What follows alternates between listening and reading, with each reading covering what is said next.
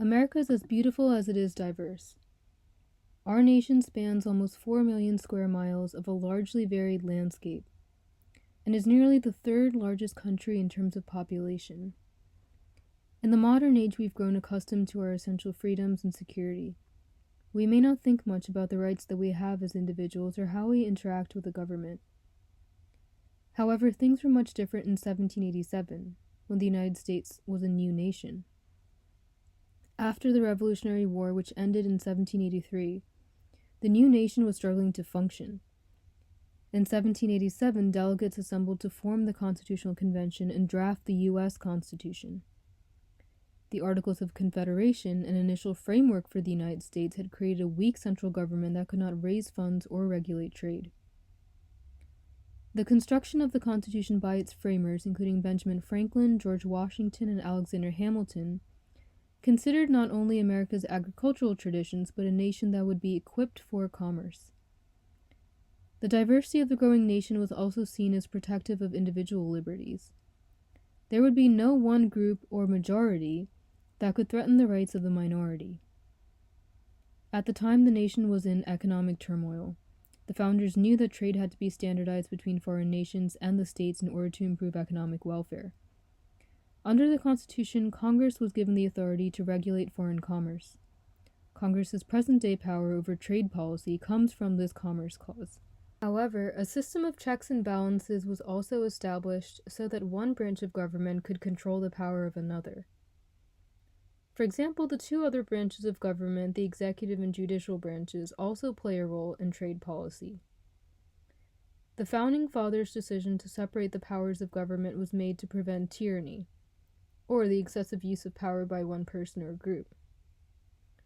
Going back to the example of trade policy, Congress has the power to regulate foreign trade.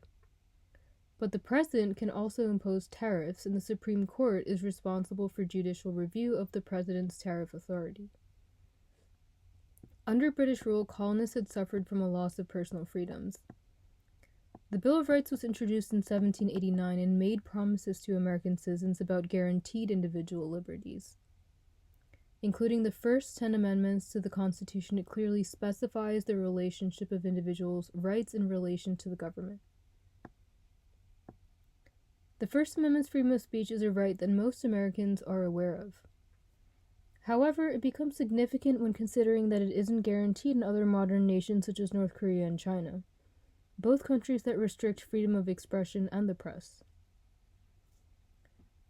The Fourth Amendment's protection against unreasonable search and seizure supports our privacy, and the Sixth and Seventh Amendments' right to a trial by jury protect the accused. The Bill of Rights reminds us we are able to participate in a fair and just society. The Ninth Amendment even refers to unenumerated rights. James Madison feared that outlining certain rights may lead to the assumption that others did not exist. The Ninth Amendment's further protection of personal freedoms highlights the significance of the Bill of Rights to the American society that we know today. It has been invoked in court cases such as Griswold v. Connecticut to argue for the right to privacy. The relevance of the Constitution today shows that it is, in fact, a living document. It can be interpreted to protect additional civil liberties, and it forms the foundation of American society. Just as checks and balances encourage interaction between the different branches of government, the protection of civil liberties causes an interplay between the Constitution and American citizens. Understanding the Constitution helps us fully participate in society. We know our relationship to the different branches of government and how we can influence public policy. Ongoing education of American history, including the Constitution's significance and our rights, helps us stay engaged as citizens. In addition to learning about the Constitution in school, we can lead initiatives or find ways to stay informed about our nation's institutions. As a child of the 90s growing up in Philadelphia, I distinctly remember a field trip to the National Constitution Center.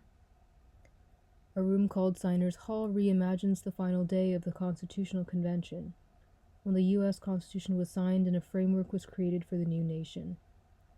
Life-size statues of the Founding Fathers jump out at you as you enter, and amendments are inscribed into the walls. But there's no need to visit a history museum to feel a close connection with the Constitution. No matter where we go in the United States, we can remember that the Constitution continues to protect our civil liberties, and that we interact with it every single day.